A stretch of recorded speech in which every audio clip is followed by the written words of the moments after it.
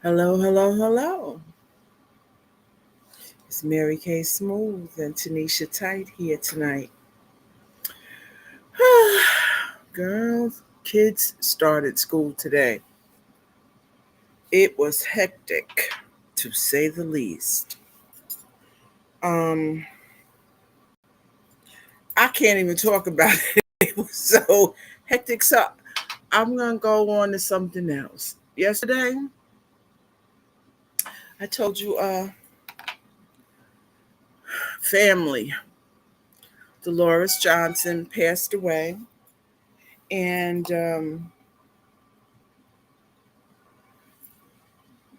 I'm sorry, someone just texted me and I'm trying to turn down my sound. Um, and she had a lovely homegoing service, and it brought back memories. And now we're in this political season, and really brought back some old memories. Um, in I think it's probably like 1970, 69, 70, around then. Newark elected its first black mayor, and it was early. That was early in civil rights time. So I would say Ken Gibson was one of the first civil rights mayors of the large cities. And we had the riots in Newark. So I remembered because Dolores was big in that, in the memories of that time. She served as Ken Gibson's executive secretary for four, all four of his terms as the mayor of Newark, and then she served during the Sharp James administration as the executive secretary for uh, Councilman Donald Bradley of the South Ward, which is where I live. And I can remember when I was a young girl, my mother used to take us to Kenneth Allen Gibson Civic Association meetings. They called them KAG. That was the short name for it. And I can remember Elton Hill, uh, Ken Gibson's campaign manager and business administrator for most of the terms. Um, he would be at the board, and Dolores was there too. They had a blackboard, and people would come in. And I'll tell you, the field workers were mostly black women. They would come in as a block captain, block by block, in each ward, and they would report how many houses were on their block, how many um, eligible voters, and their job was to register everyone and then get a count of how many votes they thought would come from that block in at election time, and they would tally. And the South Ward in particular, they called it after the riots. A lot of most of the white families fled, and the South Ward was a predominantly Jewish area, all kinds of Jewish, um, from different countries, Poland, Germany, all different kinds. Some spoke Yiddish, and so when they realized that the South Ward, which it took on the moniker the Mighty Mighty South, could generate crazy votes. And the West Ward was predominantly black at that time. And if you added the South and the West and the black portion of the Central Ward, that it outnumbered any possibilities or any kind of there was no competition when you added up the votes from the East, the North, and the non-black portion of the Central Ward. 2 plus 2 equaled 4 every day, all day. And from there, they were able to not only elect a black mayor, black councilman, Sharp James, the second black mayor, was a South Ward councilman. The West Ward didn't turn over the first election, but it did turn over the second. The Central turned over. And then at large positions turned over. Not all of them, but a majority, five councilmen. And then well, it didn't slowly, it happened like a hammer dropped. And that changed things. And then the mayor before Ken Gibson was jailed, and it was the beginning. Um,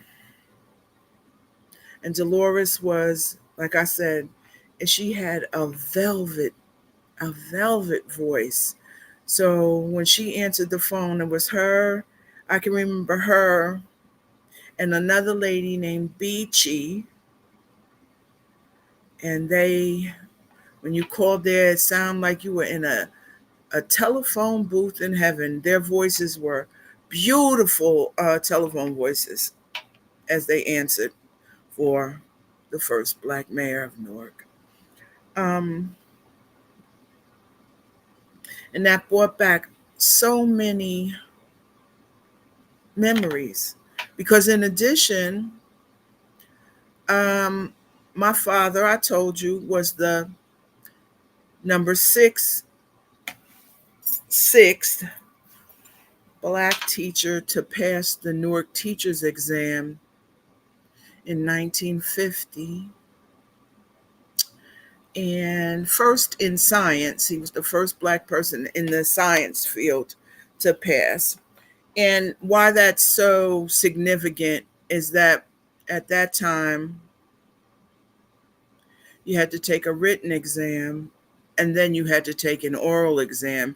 And the oral exam is where the banana peel was for minority teachers, because you had to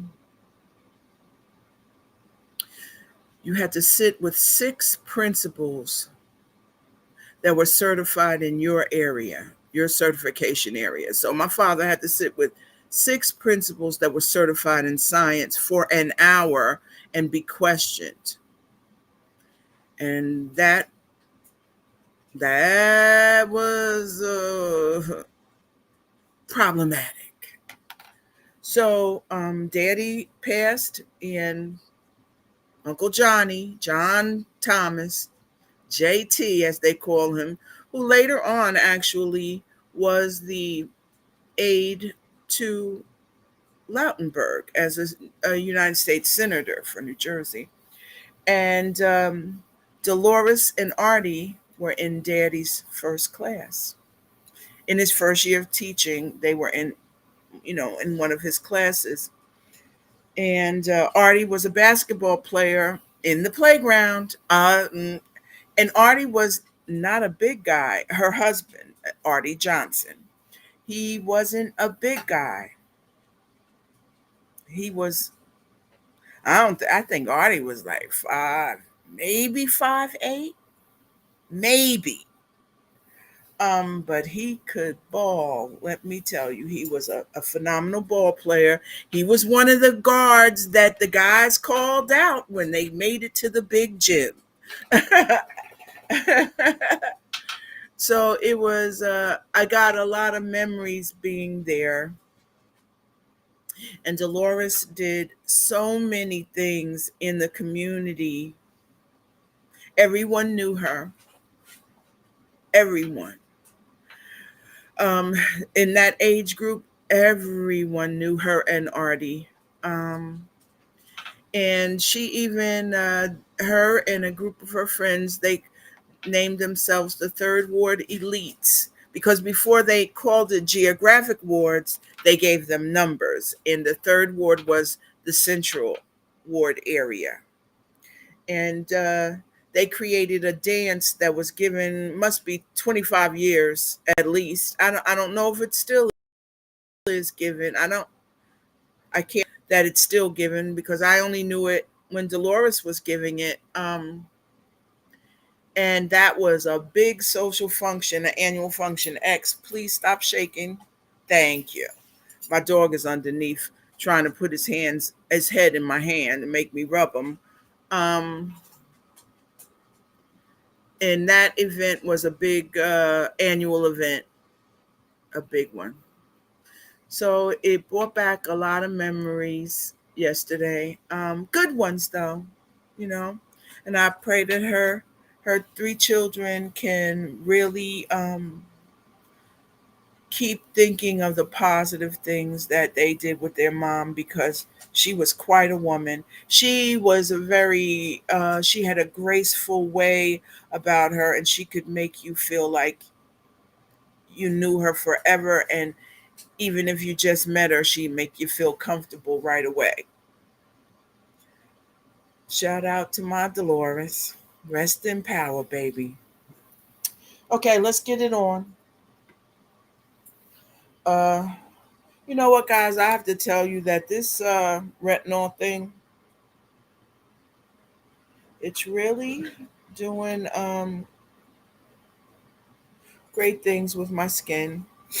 Um, I'm definitely satisfied with the results that it brings. I'm still tired though, and let me tell you all, I'm still not sleeping at night. Now, I just got up from a teaching that, and I got to make myself stay up so I can go to sleep. I'm going to try to go to bed like 10 every night this weekend. So by Monday, I can maybe I can go to sleep at night. So there you go. Trying to get it on.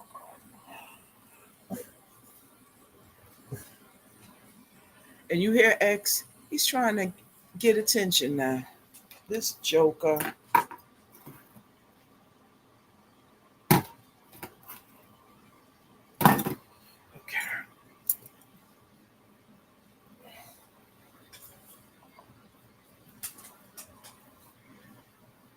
I mean, he's trying to get my attention. Oh, don't start barking, X. Y'all want to hear him talk? Come here, Xy. X.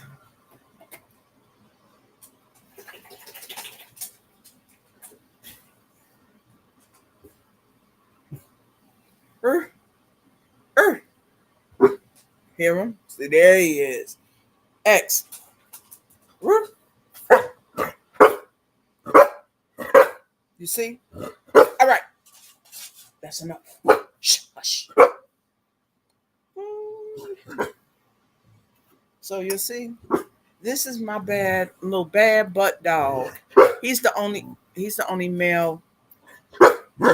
I usually try because I try to keep my the males numbers low when you have more than two dogs.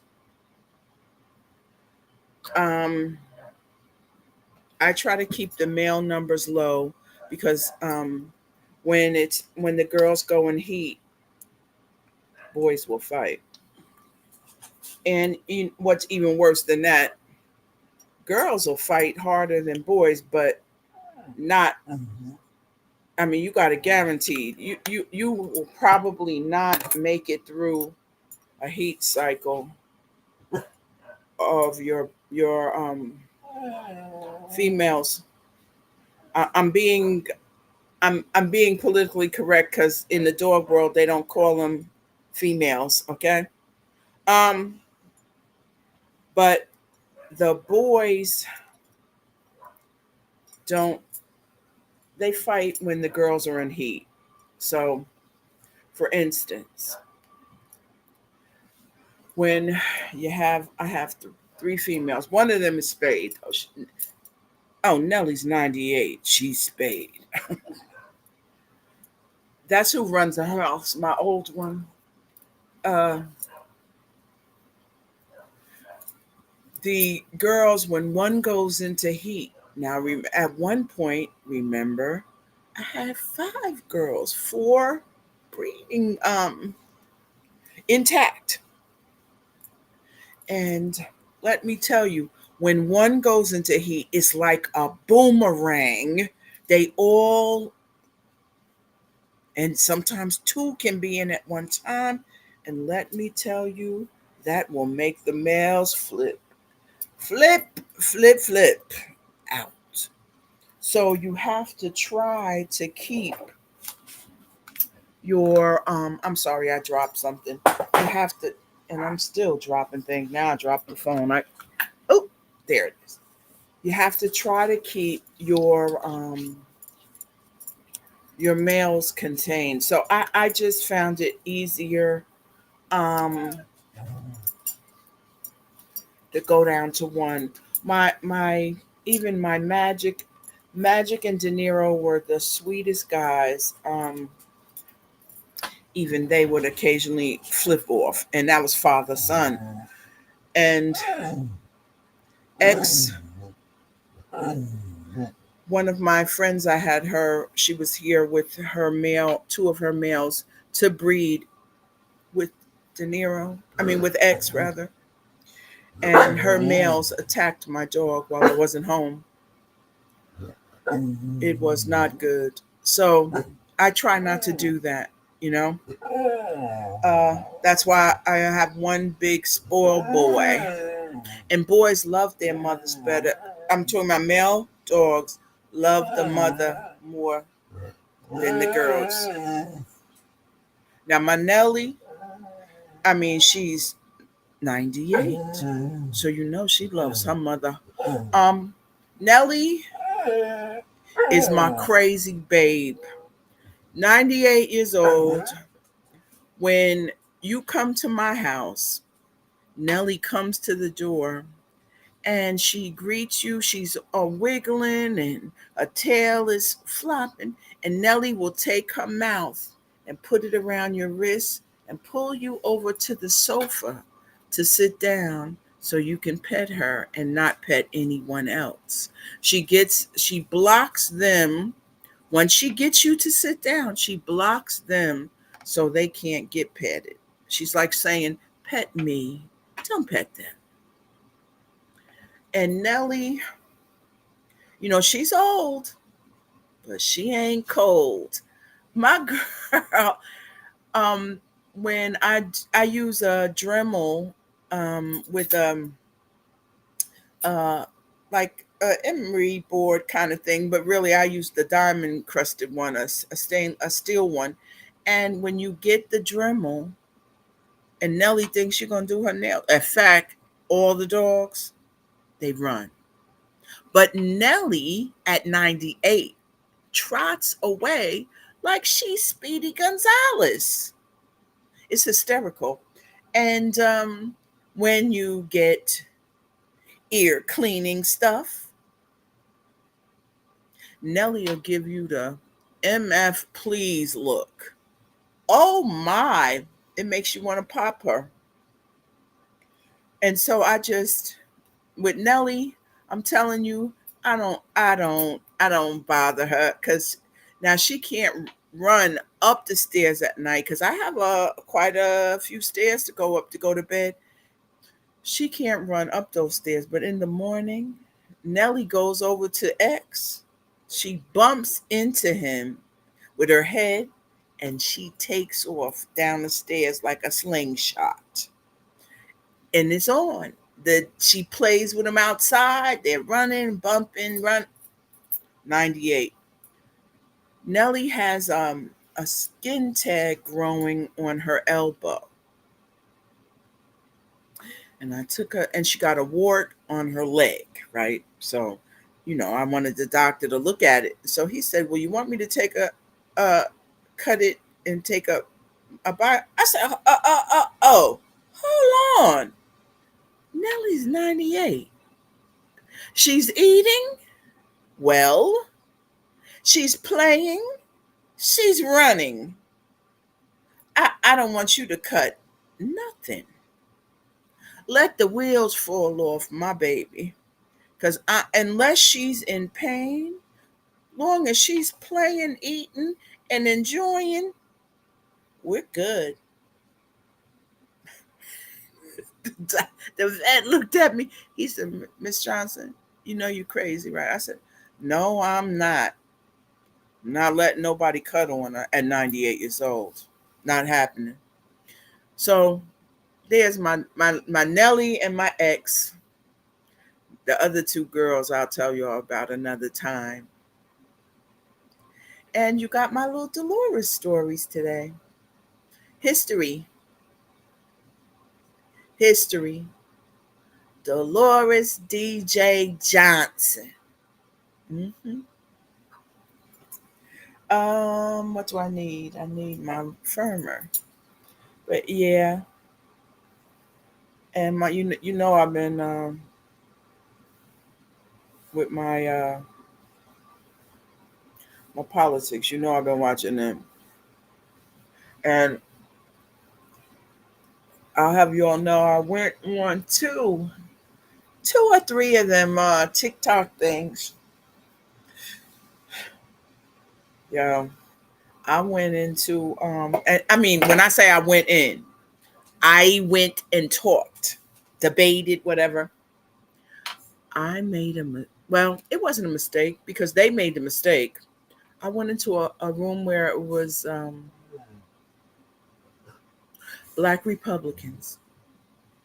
However, most of the debate things in TikTok, there's a person that's in, whose room it is, and they usually are one or the other, and they bring in people to talk, and they might have two or three allies in the eight, and then they'll bring in three or four the opposite.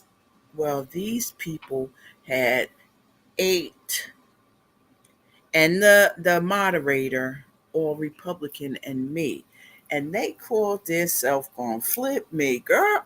Please, it was hysterical in a way, because I'm not 100% either. However, I have voted in the presidential election. I have always voted Democratic because I have, from when me and my sister were little, I would have voted for JFK. Me and my sister like JFK. And in fact, that was when mostly black people were Republican at that time for Nixon. My grandfather and my father were. But me and my sister really, my sister's 7 years older than me. So I did whatever she did when I was little. And we liked JFK because he was cute. And he came to Newark. Mhm. So um, I have when I started voting, I guess it was Bill Clinton time. And Bill Clinton, under Bill Clinton administration, that was very exciting for me, that election, because Slick Willie was all right. And I bought two houses during that time, so I liked Slick Willie. I was glad to see him at the DNC. hmm So I have mostly voted Democratic. However, there's issues where I agree with the Republicans, and there's issues where I agree with the Democrats. So I try to tell them when I got in the room, it was important and healthy. The two-party system was important and healthy. And so they're going, oh yeah, we could flip this girl. And I said, because, and I told them there was things that I agreed with on the Republican side. However, for the most part, I was a Democrat. So they asked me what were those issues, and we went through it, bop, bop. And then they said to me, you know, you have more in common with Donald Trump than you think. I said, no. I said that I agreed with some of the Republican viewpoints, but I don't think Donald Trump is either. Donald Trump is a Trump person. He's for himself, not the parties. And they started, oh my God, it was hysterical. But they jumped me, and I took it like a woman. Yes, your girl took it like a woman. Okay, I'm sorry. I'm trying to get my little night cream now. But I didn't put on my glasses yet because I don't want to put on my glasses because I need to put the cream on. Okay. So it was really interesting.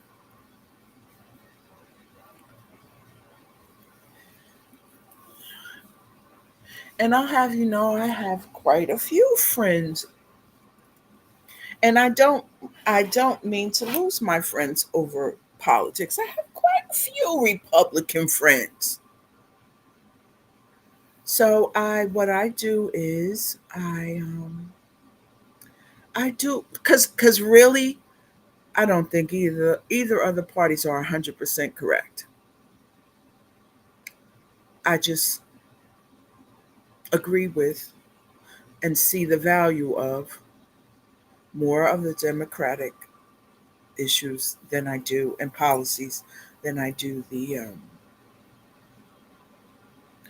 Republican Party. But I'm conservative in some things that I do and that I like. So it's interesting. I'm having fun. If you feel gutsy, though, jump on out there. But do yourself a favor. Sit in some rooms and watch before you try to get in that seat because they'll tear you up if you don't. If they'll make you evoke emotions because you see people evoke them emotions. I'm telling you, I was in one of the rooms. Now let's take that abortion issue,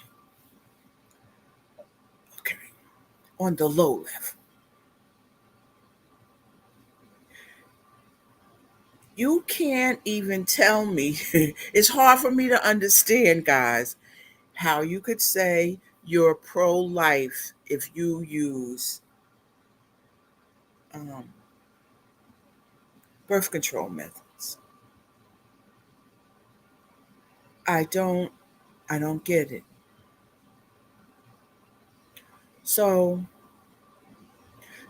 when we start there, uh, I'm caught. Okay, and then I do.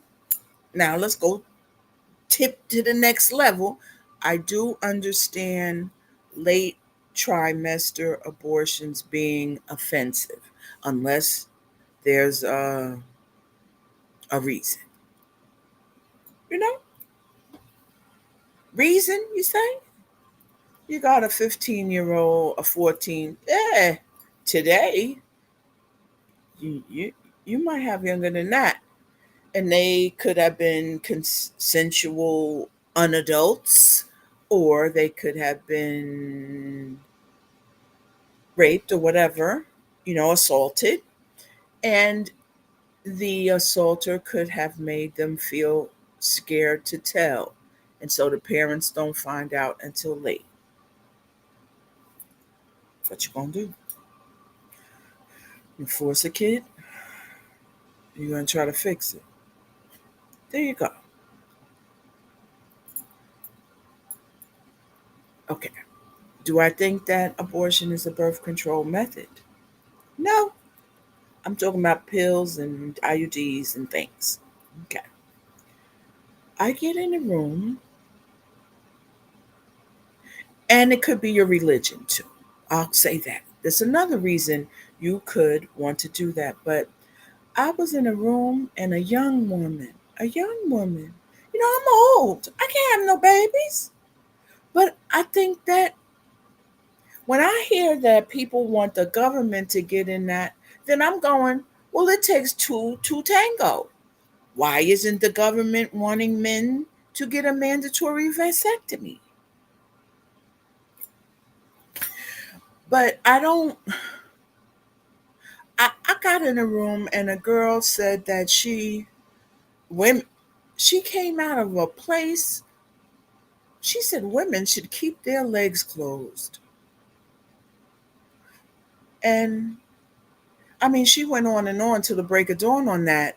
And she made it seem like all women were promiscuous. I'm gonna call it nice. Okay. Oh, what? I was like, oh my God. I really think that this issue is getting out of hand because of, and I'm not a Me Tooer, but because Me Too, women did the Me Too movement and it jacked men, some powerful men up so bad that they want to shove a woman back into the box. When my mother grew up, she women didn't have a lot of choices. And women today, um we do. We have choices. And our little girls have choices. And I think our little girls should have choices. And if women work hard and contribute the same as a male, they should be paid the same. See, and here we go now. Now I'm now I'm left. You see what I'm saying? So it was that girl had me. I was like, you should be shaming yourself as a woman, girl, talking that trash. You should just be quiet on that issue rather than say something that's ignorant. Now, while there are women that do sleep around, but not everyone, and that's not the reason for the abortion issue. Wow. I was like, oh my God, let me not say any. Oh, Maria, hold yourself. So if you're froggy and you want to see, go into one of those TikTok rooms. But like I said, watch and listen first because you got to analyze the elements in the room. Are all 10 people one side, or are they mixed? And because some of the people don't. And then I met a comedian that was in one of the rooms, and he was trying to be fair. He was allowing people to come in and tell you what side, which side they were voting for and why. And then it was a little interplay, but he didn't let anyone be disrespectful or get overly passionate. And so, like I said, if you feeling like you want to see what especially young America, but it's not all young people. There was people my age. It just wasn't loads of people my age in there, but there were some. There was veterans rooms. There was different. Now I did not go in any of those supremacist rooms. I don't. I can't. What did the man say? In the what movie was that with Val Kilmer? Val Kilmer said, "My hypocrisy," as he was dying. Wyatt Earp, the Wyatt Earp movie with Val Kilmer, he said, as he was dying, my hypocrisy knows no bounds. Towards the end, when he was having the fight with whatever that man is, not Wild Bill, but Wild Bill's dude that was the shooter, he said, as he laid the badge down on his dead body, he said, my hypocrisy knows no bounds. Well, mine does. It has limits, and I can't do that. I can't debate with a racist.